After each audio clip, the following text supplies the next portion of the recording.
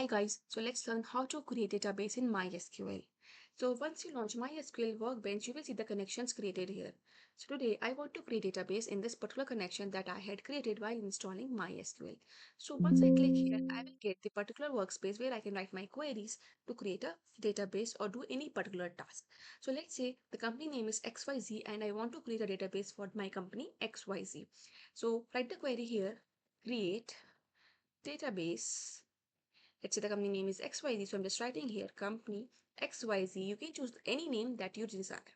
So now let us select here and execute the particular statements. Once the statement is executed, you can see the output here as create database company XYZ is the action where one row has been affected. It shows a green signal here. So it means we have successfully created a database. Now if you want to see where is this particular database, just go to the schema, refresh this, and you will see the name company XYZ is the database created. Click here and you can see tables, views, stored procedures, and functions over here. So this is how we create a database in particular MySQL. Thank you.